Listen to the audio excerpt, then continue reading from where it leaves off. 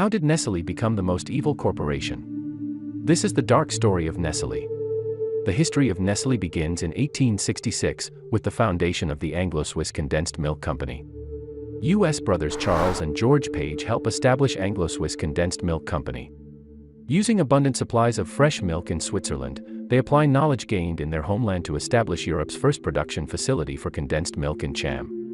They start supplying Europe's industrial towns with the product under the Milkmaid brand, marketing it as a safe, long-life alternative to fresh milk.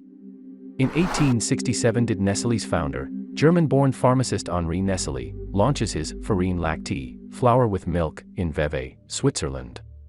It combines cow's milk, wheat flour, and sugar, and Nestlé develops it for consumption by infants who cannot be breastfed, to tackle high mortality rates. Around this time he starts using the now iconic Nestlé logo. In 1875 Henri Nestle sells his company and factory in Vevey to 3 local businessmen. They employ chemists and skilled workers to help expand production and sales.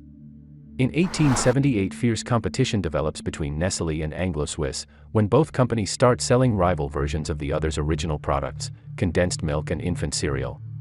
Both firms expand sales and production abroad. In 1882 Anglo-Swiss expands into the US, but the death of George Page frustrates its plans. In 1902 it sells its US-based operations, which paves the way for an eventual merger with Nestlé. Eventually in 1904 Nestlé begins selling chocolate for the first time when it takes over export sales for Peter and Kohler. The Nestlé company also plays a role in the development of milk chocolate from 1875, when it supplies his Vevey neighbor Daniel Peter with condensed milk, which Peter uses to develop the first such commercial product in the 1880s. But why is Nestlé the most evil and hated company in the world? Let's find out.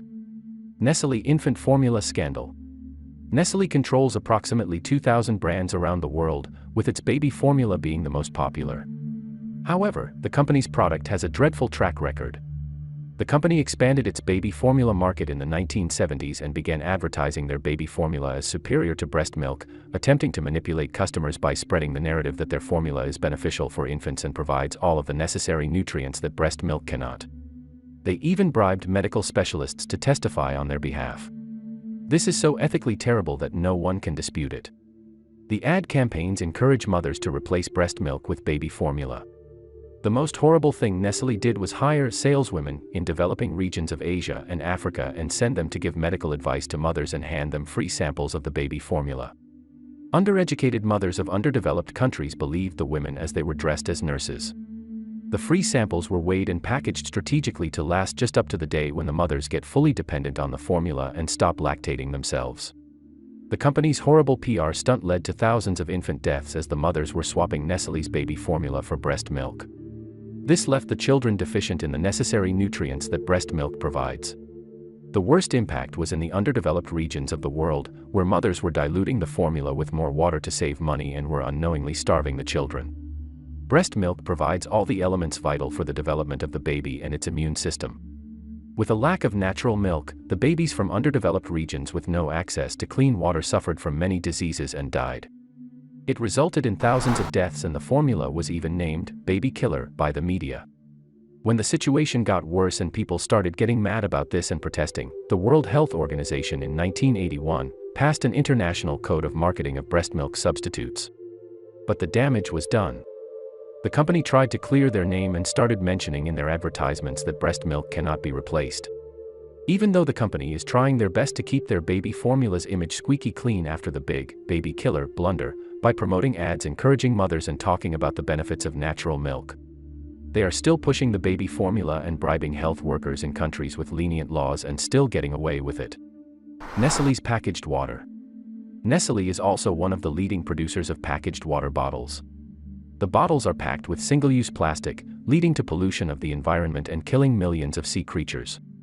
According to several reports, during beach cleanings, most of the plastic bottles collected are Nestlé brands, which proves that Nestlé is one of the major contributors to water and land pollution.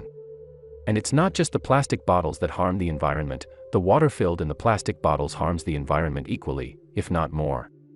No matter what fancy pictures of springs, lakes, and mountains the labels have, almost all the water in the packaged bottles of Nestlé is from the ground. Nestlé is blamed for exploiting the groundwater of the areas where the public needs it the most and selling it for their profit.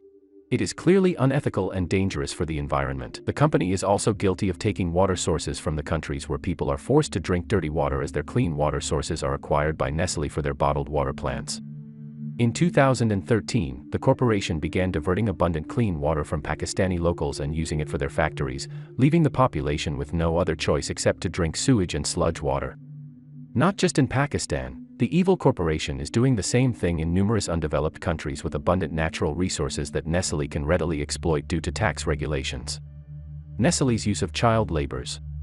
Nestlé sells a wide range of chocolate goods made with cocoa obtained through forced and trafficked child labor. During the 2000s, the company, along with several other chocolate companies, was accused of using child labor to produce cocoa for their chocolates. Nestlé claimed to get rid of this problem and create ethically correct products by the year 2005. But it has not done much regarding the issue. The company claims that most of the unpaid child labor involved in chocolate production is done by children working on their parents' farms. Because the farmers cannot afford school and need all the working hands possible to afford food, shelter, and other necessities.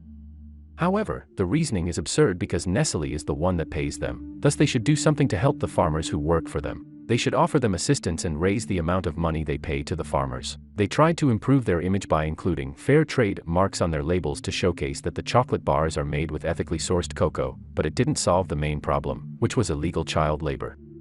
They still have farms and plants where forced child labor is taking place, but they haven't done much about it and do not provide any proof that the products sold are ethically made. Nestlé's factory waste polluting the environment. As discussed earlier, the company's plastic water bottles are the major culprits of water and land pollution. The single use of plastic is the main reason for littering and water pollution. The company has claimed to replace all their single-use plastic bottles with recyclable ones, but there is no progress in that department yet. Not only are the plastic bottles damaging the environment, the waste generated by the company's factories is causing irreversible damage to the environment and marine life. In 2020, a Nestlé milk powder plant in France released its biological waste in the local water bodies and killed around 3 metric tons of fish. And even after making many colossal promises and claims for reducing plastic waste and use, the company has increased its share of reusable, recyclable plastic by only 1%. According to the latest reports from the Ellen MacArthur Foundation, the company has done nothing and made zero progress in the environmentally safe sector and has not addressed the waste they are generating at all. Conclusion: